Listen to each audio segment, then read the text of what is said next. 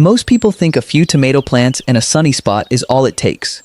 You water them, you wait, and then August comes and you're standing over 3 sad, cracked tomatoes, wondering what everyone else on the internet is doing differently. Here's the truth nobody tells beginners. Your plant isn't broken. It's starving for information you were never given. A single healthy tomato plant, grown the right way, can produce 20, 30, even 40 pounds of fruit in one season.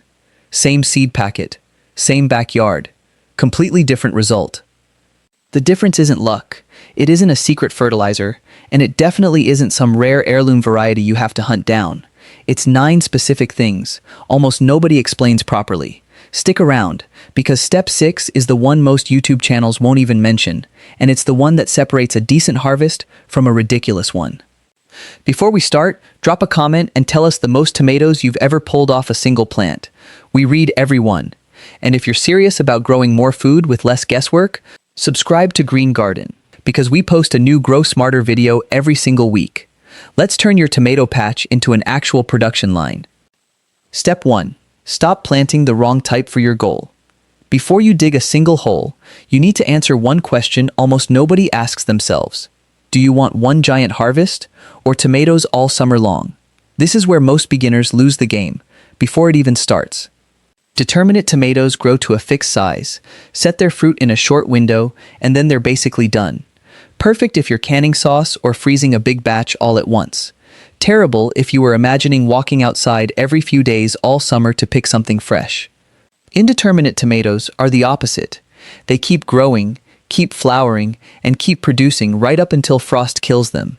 If your dream is a non-stop supply of tomatoes from July through October, indeterminate varieties are non-negotiable.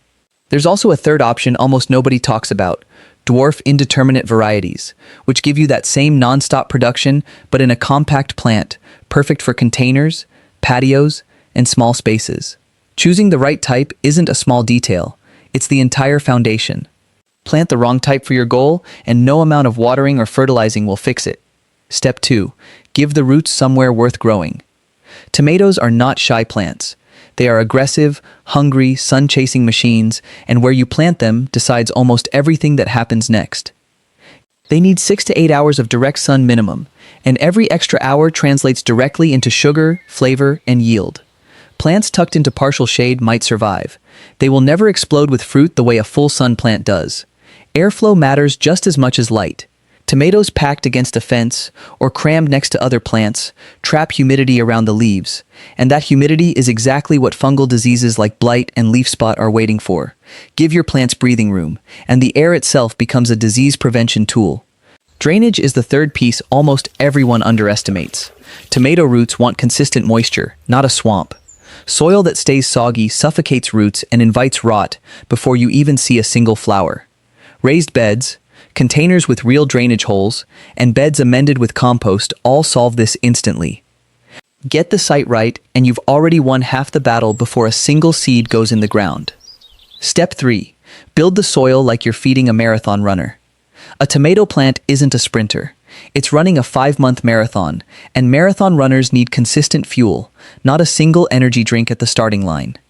That's exactly how most people treat fertilizer. One big dose at planting, then nothing. Then confusion in July when growth stalls. Real tomato soil starts with generous compost worked deep into the bed, feeding the microbial life that slowly converts organic matter into nutrients the roots can actually absorb. Well-aged manure adds a slow-release nitrogen source that won't shock young plants. And here's the detail almost nobody mentions. Too much nitrogen early on gives you a jungle of gorgeous green leaves and almost no fruit, because the plant thinks its job is finished once it's tall and leafy. Balance matters more than volume. Tomatoes also want soil on the slightly acidic side, generally between 6.0 and 6.8, which is the sweet spot where nutrient uptake actually works efficiently. Skip the soil prep and you're basically asking a marathon runner to compete on an empty stomach. It might finish, it won't win. Step 4. Space them like you actually respect them. Cramming tomato plants close together feels productive. It's actually one of the fastest ways to sabotage your own harvest. Crowded plants compete for light, nutrients, and water, and when airflow disappears between tightly packed leaves, humidity builds up and disease moves in fast. Indeterminate varieties generally want 2 to 3 feet between plants, sometimes more depending on how you're staking or caging them. That might look like way too much empty space in May. By August, you'll be grateful for every inch. Proper spacing means sunlight actually reaches the lower leaves and developing fruit instead of getting blocked by a wall of overlapping foliage.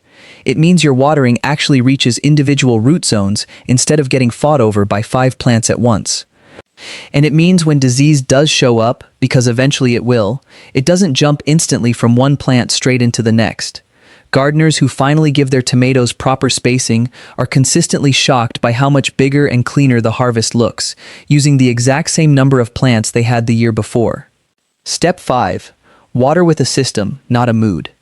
Nothing wrecks a tomato harvest faster than inconsistent watering, and almost every home gardener does it without realizing. Water a little every day out of guilt, forget for a week, then flood the bed to make up for it. That swing between dry and soaked is precisely what causes blossom end rot, cracked fruit, and stressed plants that stop flowering. Tomatoes want deep, consistent moisture, roughly 1 to 2 inches of water per week depending on heat and soil type, delivered less often but more thoroughly rather than a light daily sprinkle that only wets the surface. Morning watering is best, giving roots time to absorb moisture before the afternoon heat pulls it back out through evaporation, while also letting any water on the leaves dry out before evening, which cuts disease risk dramatically. Watering at the base instead of overhead keeps foliage dry and directs moisture exactly where the roots can use it. Drip irrigation or a soaker hose isn't a luxury upgrade here. It's one of the single highest return tools you can add to a tomato bed, because consistency is the entire game. Step 6. The pruning secret most channels. Skip entirely. Here's the step almost nobody explains properly, and it's the one that separates a hobby harvest from a serious one. Indeterminate tomato plants constantly grow small shoots called suckers in the joint between the main stem and each branch. Left alone, every sucker becomes an entirely new stem, competing for the same limited resources as the fruit you actually want. Left completely unpruned, a tomato plant turns into a sprawling jungle that puts enormous energy into leaves and stems instead of fruit. Experienced growers remove most suckers while they're still small, typically training the plant to 1 or 2 main stems. This single habit redirects the plant's energy directly into flower and fruit production instead of endless vegetative growth, and it dramatically improves airflow through the plant, which means fewer disease problems all season. It sounds almost too simple to matter. It is, without question, one of the highest impact things you can do, and it's exactly the step that gets left out of most beginner advice. Step 7. Mulch like the fruit's quality depends on it. Because it does. Once your plants are established, bare soil around a tomato is a missed opportunity. A 2 to 3 inch layer of straw, shredded leaves, or wood chips does far more than tidy things up. It locks moisture into the soil, meaning far less watering stress during heat waves, and it keeps soil temperature stable instead of swinging wildly between a scorching afternoon and a cold night. That stability keeps roots working instead of constantly recovering from shock. Mulch also creates a physical barrier between soil-borne fungal spores and your lower leaves, which is one of the most common ways blight gets started in the first place. And it smothers weed seeds before they ever get a chance to compete with your plants for water and nutrients. It's one of the rare gardening tasks that takes 20 minutes and pays you back for the entire season. Step 8. Support the plant before it needs it. A sprawling, unsupported tomato plant is a plant working against itself. Fruit touching damp soil rots, ripens unevenly, or gets found by slugs and insects before you do.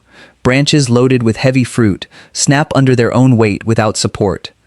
Sturdy cages, tall stakes, or a trellis system installed early, before the plant needs it, not after it's already flopped over, keeps foliage up off the ground, improves airflow through the entire plant, and makes every single tomato easier to spot and pick before it overripens.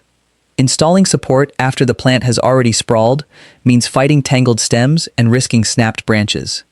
Installing it early means the plant simply grows into the structure like it was always meant to be there. Step 9. Harvest constantly, not occasionally.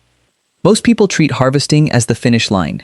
Experienced growers know it's actually part of what keeps production going.